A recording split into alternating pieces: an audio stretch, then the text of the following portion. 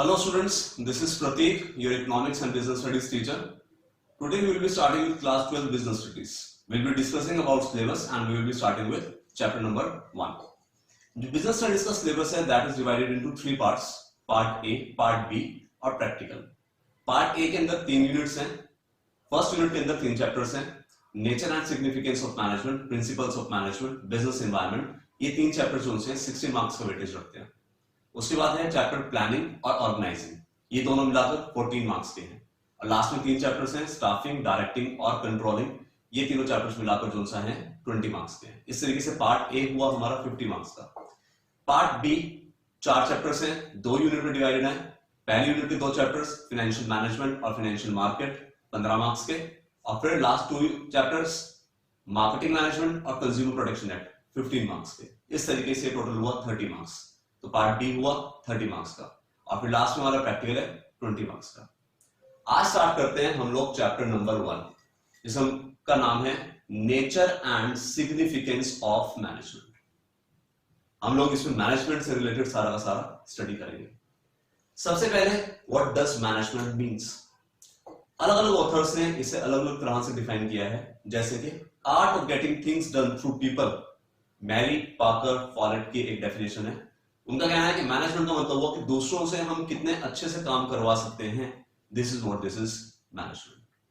But the most accepted definition is from NCERT that we will be focusing on.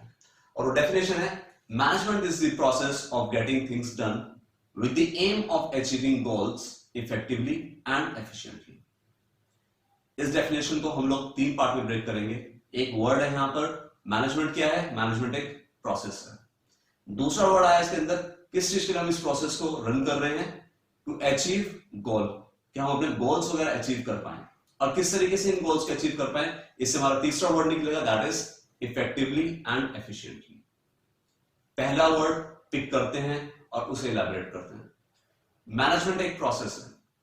Management को हम process इसलिए बोल रहे हैं क्योंकि इसमें सीरीज ऑफ स्टेप्स हैं that has to be performed in a sequence and they are interrelated as well as interdependent. इस प्रोसेस के अंदर 5 एक्टिविटीज हैं. ये 5 एक्टिविटीज वही 5 फंक्शंस हैं और वही 5 चैप्टर्स हैं जो हमने भी सिलेबस में थोड़ा सा ब्रीफ किया था, जिसमें चैप्टर नंबर था 4 planning, then after organising, staffing, directing और कंट्रोलिंग. यही 5 फंक्शंस हैं. इन्हीं 5 एक्टिविटीज को आज हम थोड़ा सा इलैबोरेट करेंगे. सबसे पहला फंक्शन मैनेजमेंट का होता है प्लानिंग. प्लानिंग को हम प्राइमरी फंक्शन ऑफ मैनेजमेंट बोलते हैं क्योंकि कुछ भी करने से पहले सबसे पहले प्लानिंग करी जाती है, जिसे हम बोलते हैं thinking in advance. What is to be done, how is to be done, who will do it. पहले हमने एक ऑब्जेक्टिव सेट कर लिया प्लानिंग के अंदर कि हमारी कंपनी का मेन ऑब्जेक्टिव क्या है, हमारी कंपनी का मिशन क्या है, हमारी कंपनी का विजन क्या है. फॉर एग्जाम्पल 10% से हम सेल बढ़ाना चाहते हैं. अब जो हम 10% से सेल बढ़ाना चाहते हैं उसके लिए हम लोग स्ट्रेटेजीज बिल्ड करेंगे.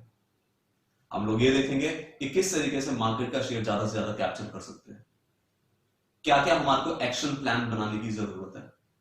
एकदम से कोई भी चीज अचीव नहीं होती, सबसे पहले होती है प्लानिंग. तो सबसे पहले हम लोग प्लान्स बनाएंगे. जैसे हम अपनी परसेंटेज अपनी स्टडीज को ही लेकर चले. अगर हमारा टारगेट है कि हमारे को 95% स्कोर करना है तो नॉर्मल सी चीज है, हम लोग क्या करेंगे, हम प्लानिंग करेंगे. हम अपना एक शेड्यूल बनाएंगे, अपने सिलेबस को बैफ्रिकेट करेंगे. उसके हिसाब से हम लोग एक टाइम देंगे अपने सिलेबस को, अलग अलग सब सब्जेक्ट्स को एक वेटेज देकर चलेंगे कि हम लोगों को किस तरीके से लेकर चलना है सब्जेक्ट. ये क्या हुआ, ये हमारी प्लानिंग हुई. इसी तरह से कंपनी ने अगर सेट कर लिया कि हमारे को 10% से सेल बढ़ानी है तो ये हुई उनकी प्लानिंग का पार्ट. फिर वो करेंगे ऑर्गेनाइजिंग. सेल को बढ़ाने के लिए वो रिसोर्सेज गैदर करेंगे. वो लिस्ट डाउन करेंगे कि क्या क्या एक्टिविटीज और परफॉर्म होनी है हमारी ऑर्गेनाइजेशन में. और सिमिलर नेचर ऑफ एक्टिविटीज को वो ग्रुप करेंगे and they will be put in a separate department. इसे आइए एक एग्जांपल के साथ समझते हैं. जैसे कि बेचने का काम, मार्केट में जाकर रिसर्च करने का काम कि हमारा प्रोडक्ट बिक रहा है, नहीं बिक रहा है, क्यों नहीं बिक रहा है. प्रोडक्ट बनके तैयार है, लोगों को ज्यादा से ज्यादा कन्विंस करना, परसुएट करना कि हमारा प्रोडक्ट परचेज करें. इन सब एक्टिविटीज को हमने ग्रुप किया और एक पर्टिकुलर डिपार्टमेंट में डाल दिया जिसे हम बोलते हैं मार्केटिंग डिपार्टमेंट. इसी तरीके से लोगों को रिक्रूट करने का वर्क, उनका इंटरव्यू कंडक्ट करने का वर्क, उन्हें ट्रेनिंग प्रोवाइड करने का work. Similar nature of activities को हम लोगों ने ग्रुप किया और हमने डाल दिया उसे एचआर डिपार्टमेंट में. कहां से पैसा आएगा, कहां पर हम पैसे को स्पेंड करेंगे, कौन सी सोर्स ऑफ फाइनेंस हम लोग यूज करें, डेट से पैसा लें, इक्विटी से पैसा लें, इस तरह की सब एक्टिविटीज को ग्रुप किया, फाइनेंस डिपार्टमेंट में डाल दिया। रॉ मटेरियल किस तरीके से फिनिश गुड में कन्वर्ट होगा, किस तरीके से हम क्वालिटी को इंस्पेक्ट करेंगे, कैसे हम इन्वेंट्री को मैनेज करेंगे, सब एक्टिविटीज को ग्रुप किया, प्रोडक्शन डिपार्टमेंट में डाल दिया। इससे क्या हुआ, हमारा एक स्ट्रक्चर बन गया कि this is our company and that is divided into different departments. ये हमारा एचआर डिपार्टमेंट है, फाइनेंस है, प्रोडक्शन है और परचेज डिपार्टमेंट है, ये हमारा आईटी डिपार्टमेंट है, ये हमारा मार्केटिंग डिपार्टमेंट है। ये क्या हो गया, जो डिपार्टमेंटलाइजेशन होता है, जो हमारा स्ट्रक्चर बनके खड़ा होता है, that is done in organizing. Structure में हम लोग डिटरमाइन करते हैं कि एक पर्टिकुलर डिपार्टमेंट में कितने लोगों की जरूरत होगी, कौन सीनियर होगा, कौन जूनियर होगा, कौन किसे किस तरीके से क्या वर्क रिपोर्ट करेगा। ये सब होता है ऑर्गेनाइजिंग के अंदर। ये थोड़ा सा ही है, अभी आगे जाकर हम लोग डिटेल में पढ़ने वाले हैं, पूरे चैप्टर्स हैं हमारे।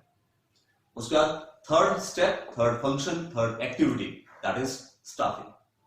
स्टाफिंग का मतलब right person at right job position. हमने स्ट्रक्चर बना लिया कि ये डिफरेंट डिपार्टमेंट्स होंगे, इतने लोग हमें चाहिए। अब इन पोजीशंस को फिल करने के लिए क्या है, इन पोजीशंस को फिल करने के लिए हम फंक्शन परफॉर्म करते हैं जिसको हम बोलते हैं स्टाफिंग फंक्शन। स्टाफिंग फंक्शन के अंदर क्या आएगा, रिक्रूटमेंट, सिलेक्शन, ट्रेनिंग। लोगों को अपनी कंपनी में अप्लाई करने के लिए परसुएड करना।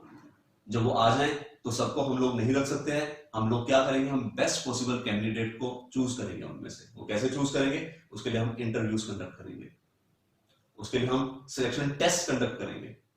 जब लोगों को हमने हायर कर लिया तो अब हम उन्हें ट्रेनिंग प्रोवाइड करेंगे, जिस भी सॉफ्टवेयर, जिस भी टूल, जिस भी मशीनरी पे उन्होंने वर्क करना है, उन्हें ट्रेनिंग प्रोवाइड करी जाएगी। उनकी सैलरी डिसाइड करी जाएगी, देखा जाएगा उन लोगों ने कैसे परफॉर्मेंस करा, परफॉर्मेंस अप्रेजल रिपोर्ट बनेगी और फिर उनके प्रमोशंस डिसाइड होंगे। This is all under staffing function. Next function, directing.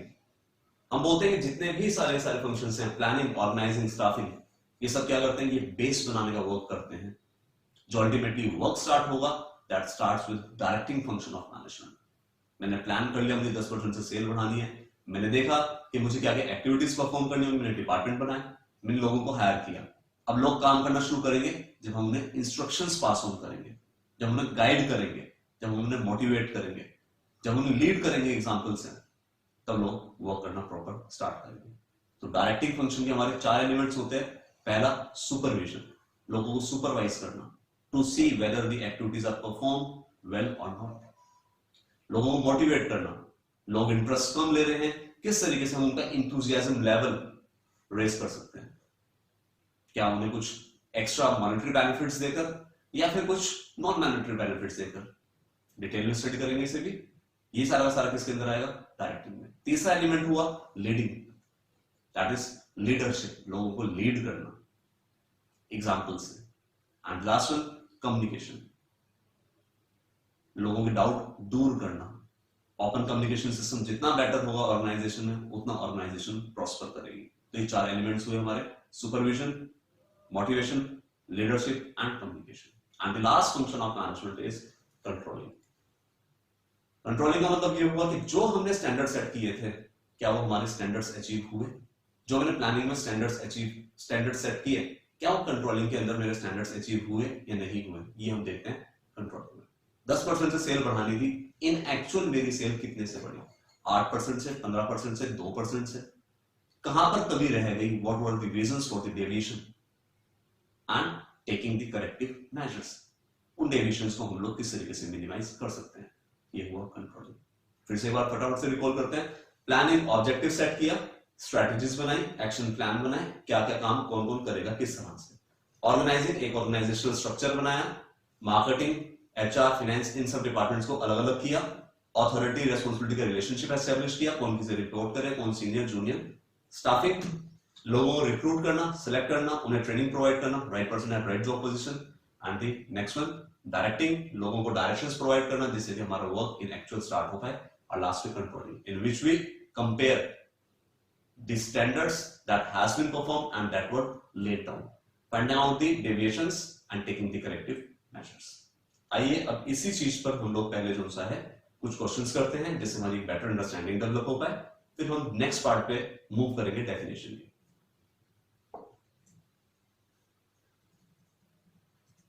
The first question is which of the following is not a function of management? 5 function पढ़े हैं, इनमें से कौन सा नहीं है? आप लोग पढ़ सकते हैं आराम से। इसमें से सी ऑप्शन कोऑपरेटिंग कोई फंक्शन नहीं है, फंक्शन 5 ही थे, कोऑपरेटिंग फंक्शन नहीं था उसमें। Next question, which of the functions of management ensures completing work as planned? जैसा हमने प्लान किया था वैसा पूरा हो, कौन सा मैनेजमेंट का फंक्शन ये इंश्योर करता है? किसमें हम चेक सिस्टम लगाते हैं, किसमें हम चेक करते हैं? That is controlling, that is B. Next question, this function of management provides right kind of people for the right job. किसके अंदर आएगा? Staffing, B part. Which one of the following sequence of process of management is correct? Sequence कौन सी ठीक है? इनमें से कौन सी ठीक होगी sequence? That is C, planning, फिर ऑर्गेनाइजिंग करेंगे, फिर स्टाफिंग, फिर डायरेक्टिंग, फिर कंट्रोलिंग। इसमें डायरेक्टिंग नहीं है लेकिन सीक्वेंस क्या चलेगी? प्लानिंग, फिर ऑर्गेनाइजिंग, फिर स्टाफिंग, फिर कंट्रोलिंग आ जाएगा। Good. Next question, thinking before doing, under which function of management is this perform? पहले सोचेंगे फिर करेंगे, कौन सा फंक्शन ऐसा मैनेजमेंट का? You are right, it is D option, that is planning. Under what function of management does the determining of structure of roles fall? Structure किस में बनता है? Organizational structure. You are right, that is organizing. Under what function of management does the work of filling post with people fall? Answer is post fill करना, that is staffing, option C. Under what function of management does the corrective action fall? पहुंचना था कहीं, पहुंच गए कहीं, targets कुछ थे पूरे नहीं हो पाए, करेक्टिव एक्शन कहां लेंगे? It will be under controlling. Good. Next one, what out of the following does not fall under directing? Directing में क्या चीज नहीं आती है? 4 एलिमेंट पढ़े थे, क्या इनमें से नहीं है? It is option A, that is planning. छोटी सी case study. Vaishali is working in a reputed company where her job is to find suitable people to fill the vacancies. What function of management is she performing? कौन सा management का function perform कर रही है Vaishali? She is performing which function? Staffing. ये हुए हमारे कुछ क्वेश्चंस। अब हम आगे मूव करते हैं कि मैनेजमेंट की जो हमने डेफिनेशन स्टडी करी थी, मैनेजमेंट एक प्रोसेस कीवर्ड हम लोगों ने स्टडी कर लिया कि ये 5 जो हैं फंक्शंस हैं, इंटरलिंक्ड है, इंटरडिपेंडेंट है, इसलिए मैनेजमेंट को प्रोसेस बोलते हैं। अब मूव करते हैं दूसरे पार्ट पे, टू अचीव द गोल। गोल क्या हो सकता है? जो भी हमारी कंपनी का मिशन है, विजन है, उसके कुछ एग्जांपल्स क्या हो सकते हैं? हमें सेल बढ़ानी है 10% से, हमें प्रॉफिट बढ़ाना है 15% से, हमें रिजेक्शंस कम करने हैं, हम चाहते हैं क्वालिटी लीडर बने। और क्या हो सकता है इसके अलावा? इसके अलावा क्या हो सकता है कि और गोल का कुछ एग्जांपल सोचिए, क्या हो सकता है हमारी कंपनी का मिशन, विजन कि हाँ भाई एक ये भी हो सकता है। 10 कॉम्पिटिटर है, हम चाहते हैं हमारी कंपनी का सबसे ज्यादा मार्केट शेयर हो, सबसे ज्यादा कस्टमर्स हमारे पास हो, तो भी एक गोल हो सकता है। ठीक है, अब नेक्स्ट पार्ट पे मूव करते हैं इसके डेफिनेशन के। टू अचीव द गोल, किस तरीके से? Effectively and efficiently. Effectiveness relates to completion of work and efficiency related to cost. याद रखेंगे, इफेक्टिवनेस के अंदर हम टारगेट कंप्लीशन की बात करते हैं और एफिशिएंसी के अंदर हम लोग बात करते हैं कॉस्ट की। ठीक है, इफेक्टिवनेस और एफिशिएंसी। अगर कोई पूछे कि इफेक्टिवनेस ज्यादा इंपॉर्टेंट है या एफिशिएंसी, तो हम बोलेंगे इफेक्टिवनेस और एफिशिएंसी एक ऑर्गेनाइजेशन के सक्सेस के लिए दोनों के दोनों इंपॉर्टेंट है। इससे एग्जांपल समझेंगे, किसी ने हमें टारगेट दिया कि आपको जो सा है कुछ काम करना है, फॉर एग्जांपल लैपटॉप्स हम लोगों को प्रोवाइड करने हैं, हम 50,000 रुपए के हिसाब से हमारी डील फाइनल हुई और हम आपसे 10 दिन के अंदर लैपटॉप ले लेंगे। मुझे लैपटॉप ऑर्डर करने में खुद से या मैन्युफैक्चर करने में 12 या 15 दिन का टाइम लगती है, क्या वो पर्सन ऑर्डर कैंसिल कर सकता है? बिल्कुल कर सकता है, क्योंकि जो उसने एग्रीमेंट किया है उसके हिसाब से मुझे वो 10 दिन के अंदर करना था पूरा। तो अगर मैं टाइम पे काम नहीं कर पा रहा हूं तो मैं इफेक्टिव नहीं हूं। दूसरा एस्पेक्ट इसका आता है, बात हुई थी 50,000 पर लैपटॉप, किसी भी रीजन से अगर मेरी खुद की कॉस्ट 50,000 से ऊपर आ रही है तो इसका मतलब मैं एफिशिएंट नहीं हूं, और ये भी एक ग्राउंड बन सकता है ऑर्डर कैंसिल होने का। तो याद रखेंगे, इफेक्टिवनेस और efficiency they are the side of the coins and both of them are equally important. Effectiveness काम पूरा होना, एफिशिएंसी कम कॉस्ट पे होना। एफिशिएंसी के अंदर हम ऐसे भी समझ सकते हैं कम रिसोर्सेज से अगर मैं ज्यादा आउटपुट जनरेट कर पा रहा हूं तो भी मैं क्या हुआ, तो भी मैं एफिशिएंट हुआ। आइए अब इसमें कुछ क्वेश्चंस करते हैं जिससे कि हमारी और क्लैरिटी बन जाए इस टॉपिक को लेकर। Ram was given a target to stitch 100 shirts at the rate of ₹100 within a week. 100 shirt बनानी है, 100 रुपए पे हमारी डील फाइनल हुई है एक हफ्ते के अंदर। देखते हैं आगे क्या हुआ। He was not able to manufacture them on time. काम टाइम पर पूरा नहीं हुआ। But the cost of production has been ₹90. क्या वो इफेक्टिव हुआ या एफिशिएंट हुआ? वो हुआ, क्या होगा? काम पूरा नहीं हुआ है तो इफेक्टिव नहीं है। कॉस्ट 100 रुपए तक के होनी चाहिए थी, 90 रुपए में बन गई तो एफिशिएंट। नेक्स्ट क्वेश्चन पढ़ते हैं हम लोग। Same, Ram was given a target to stitch 100 shirts at the rate of ₹100 within a week. He was able to manufacture them on time at the cost of ₹120, whether he is effective और efficient. क्या आएगा इसके अंदर? 100 rupees में बनानी थी, कितने rupees में बनाई? जब हम कॉस्ट को कंपेयर करेंगे तो दैट इज एफिशिएंसी। 100 रुपीज की जगह कॉस्ट आई है ₹120, तो क्या वो एफिशिएंट हुआ? वो एफिशिएंट नहीं है, कॉस्ट ज्यादा आ रही है। काम पूरा कर दिया तो इफेक्टिव तो है। Next question, Ram was given a target to stitch 100 shirts at the rate of ₹100 within a week. ये तो क्वेश्चन याद हो गया हमें।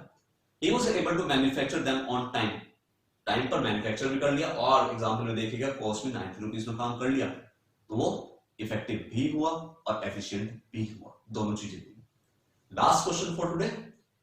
He was given a target to stitch 100 shirts at the rate of ₹100 within a week. Not able to manufacture them on time and cost भी ₹120 आ गई। दोनों ही parameters पे कहीं ना कहीं फेल हुआ है तो he is neither effective nor efficient। इस तरीके से छोटी छोटी केस स्टडीज होती हैं जो हम लोगों को अच्छे से समझनी है। आज की वीडियो में इतना ही। Stay tuned for the next video and don't forget to put your views and comments in the comment section. Thank you.